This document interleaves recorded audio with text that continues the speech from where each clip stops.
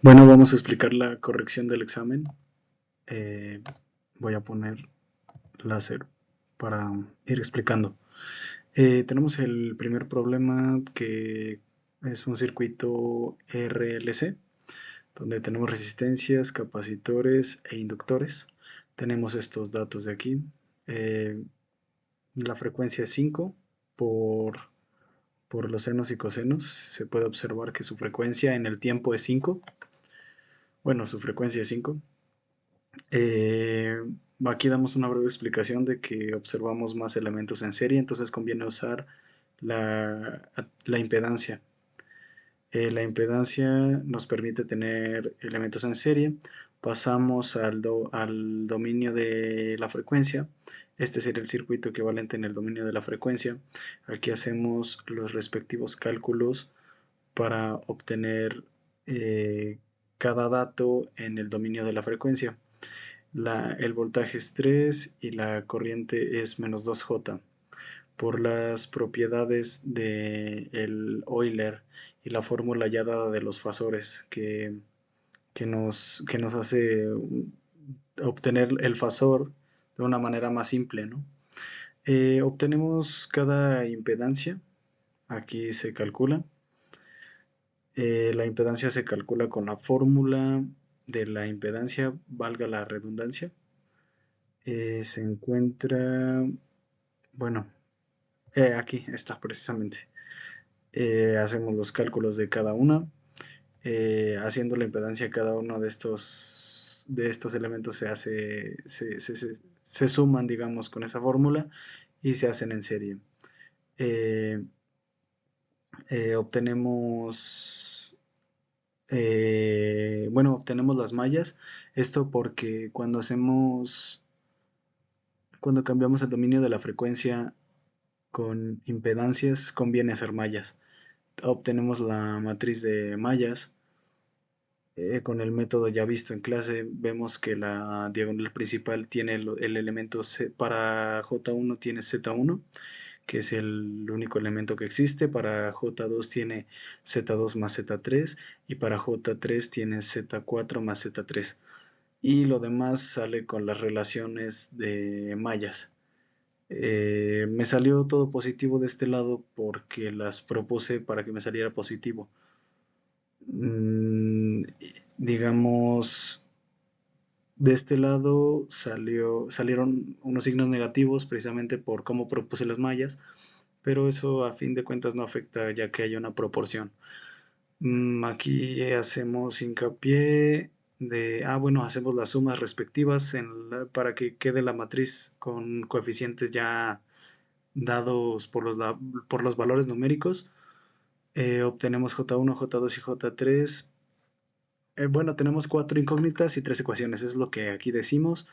Podemos ver esta relación de aquí gracias al circuito, ya que la corriente en el dominio de la frecuencia es igual a J3 menos J2, digo J1. J3 menos J1, hacemos las relaciones respectivas y, y obtenemos esta ecuación de aquí. Ahora sí tenemos 4 ecuaciones, 4 incógnitas, hacemos algunas relaciones. Sustituimos J1 en términos de J3 para que solamente nos quedase J2 y J3 y V y F, que van a ser nuestras incógnitas. Obtenemos esta matriz con coeficientes complejos. Yo utilicé una calculadora de sistema de ecuaciones de 3×3 con coeficientes complejos. Me arrojó estos datos. ¿Ok? Aquí está la liga para la calculadora. Relacioné los datos conforme a mis variables.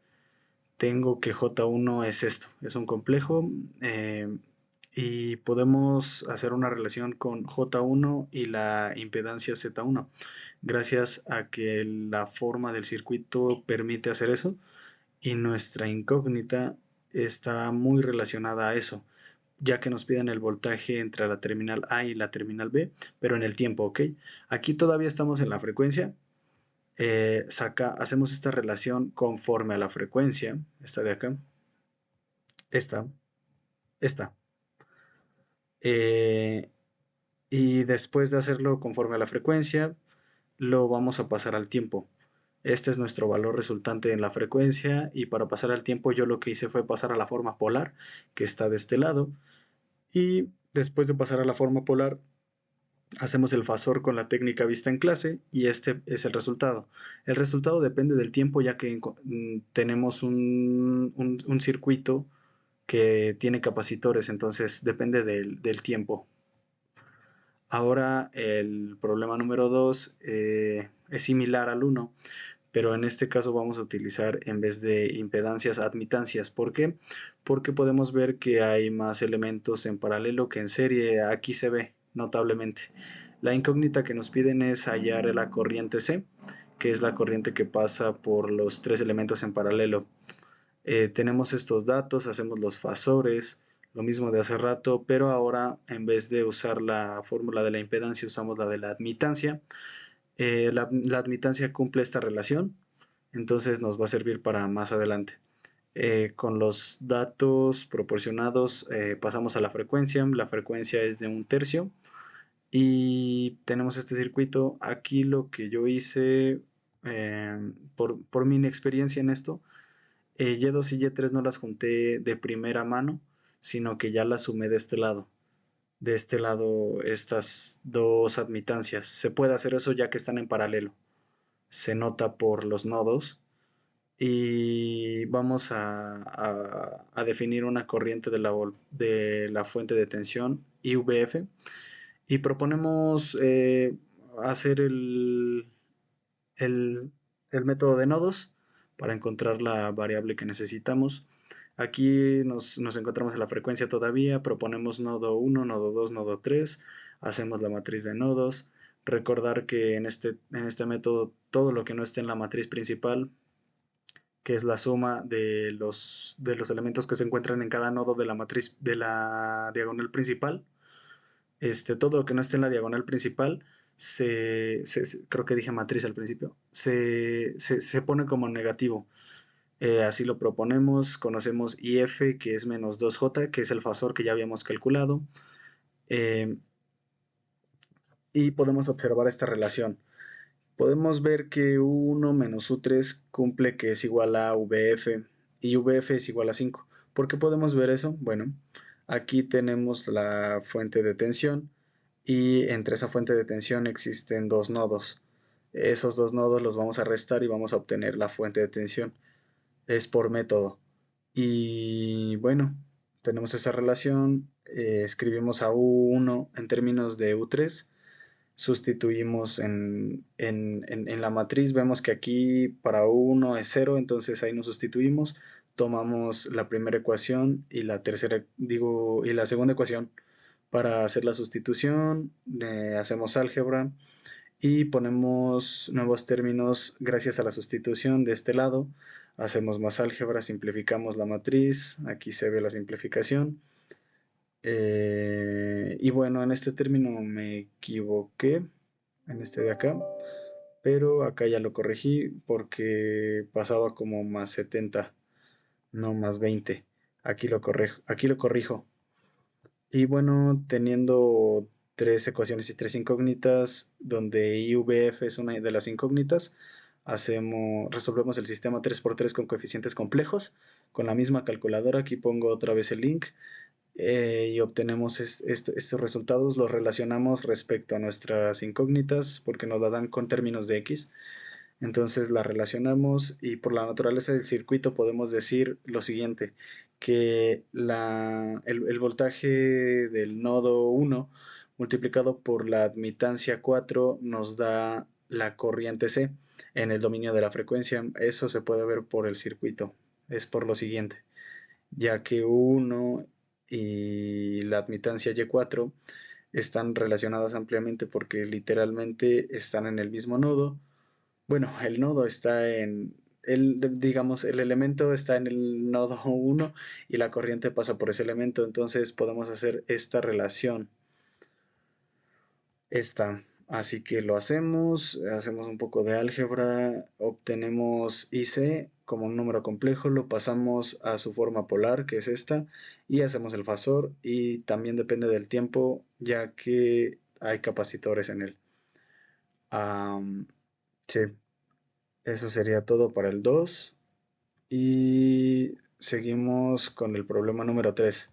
El problema 3 nos dice que de este circuito tenemos que sacar el circuito equivalente de Thevenin y el circuito equivalente de Norton. Aquí marcamos con amarillo y con azul diferentes cosas que vamos a querer sacar. El azul vamos a querer sacar la admitancia porque están en paralelo los elementos, y en amarillo la impedancia porque están en serie. Las nombramos, vemos que el fasor de IF es 3, tenemos estos datos, la frecuencia es 2 por la frecuencia del coseno, y recordamos esta relación. Entonces, cuando esta relación se cumple, podemos hacer esto de aquí, que es la impedancia de Thevenin es igual a 1 sobre la admitancia de Norton. Haciendo eso, podemos hacer varias relaciones para simplificar más el circuito de aquí. Entonces, hacemos esas relaciones, obtenemos valores numéricos, y después de hacer estas relaciones, podemos llegar a este circuito donde z total es la suma de las zetas. Esta se convierte en z gracias a la relación anterior de que z por y es igual a 1. Entonces, como como nos dan la resistencia de este lado con terminales A y B, sacamos de ahí el voltaje y la corriente de Norton. Entonces tenemos ya esto de acá, ¿no? Este circuito en donde podemos hacer lo siguiente. Como propusimos una malla llamada J1, podemos observar que J1 por Z1, que es este de acá, nos va a dar la tensión de la fuente de la corriente IF. Entonces hacemos el álgebra y se observa lo siguiente, que la tensión de la corriente IF es igual a la tensión de Norton por el paralelismo que existe aquí. J1 es igual a IF igual a 3 por lo anterior del fasor, por su fasor precisamente, y la resistencia de Thevenin es igual a 1.2 más 1.6 J. Observando todo eso, podemos aplicar una fórmula que se demostró en clase, que es la siguiente, y aplicando esa fórmula nos queda el resultado 3. Teniendo 3, teniendo el voltaje de Thevenin que se calculó anteriormente y la corriente de Norton, podemos hacer lo siguiente, que también fue una fórmula que se dio en clase, y esta parte de aquí es meramente álgebra, y pues ya hacemos los circuitos equivalentes, que son estos de acá. Como nos lo piden en la frecuencia, simplemente los dejamos así, y como ya tenemos los valores de acá, podríamos sustituirlo directamente. Estamos en la frecuencia, o dejarlo de esta manera, haciendo hincapié en que estos son los resultados y ya. Buena noche.